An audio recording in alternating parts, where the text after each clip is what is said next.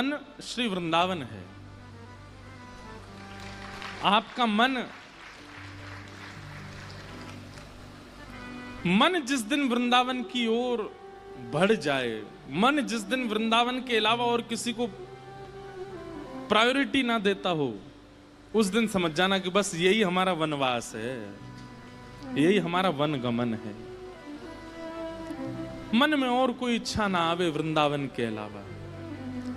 बंधुओं, कभी कभी अपनी भक्ति ऐसे नापा कीजिए कि आपको ठाकुर जी और दूसरी तरफ संसार की कोई वस्तु रख दी जाती हो और एक चीज चुनने को कही जाती हो, फिर अपने मन को देखा करो कहां की तरफ आकर्षित हो रहा है। जैसे एक तरफ तो ठाकुर जी का राजभोग प्रसाद है और दूसरी तरफ पिज्जा है, बर्गर है, बढ़िया बढ़िया चीजें हैं संसारी जो ठाकुर जी को भोग नहीं लगी।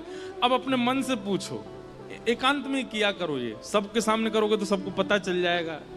और कई बार सबके सामने तो आप आडंबर भी कर सकते हो, जबरदस्ती प्रसाद ही पकड़ोगे।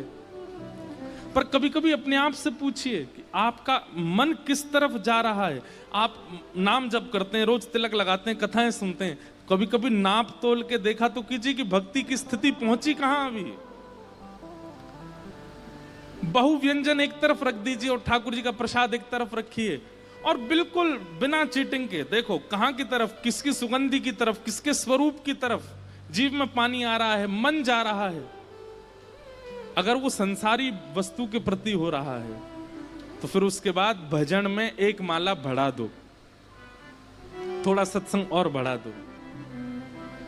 और यदि वो ठाकुर जी के प्रसाद की ओर भाग रहा है, बहु व्यंजन सामने रखें लेकिन मन में इच्छा ही प्रकट नहीं हुई, ठाकुर जी का प्रसाद प्रधान है, अब ये समझ जाओ कि हमारे गुरु की कृपा, हमारे भजन का प्रभाव, हमारी सत्संग, हमारे पुण्यों का प्रभाव, ठाकुर जी हमें प्रिय लग रहे हैं।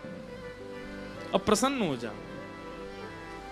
स्थानों को रखो, एक तरफ अपॉर्चुनिटी है आपके पास कहीं विदेश जाने की और एक तरफ अपॉर्चुनिटी है फ्री समय हम वृंदावन भी जा सकते हैं।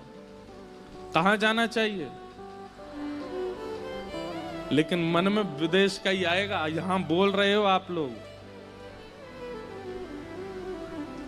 आप विदेश जाने के लिए पहले हां करोगे, वो वहां जाना है।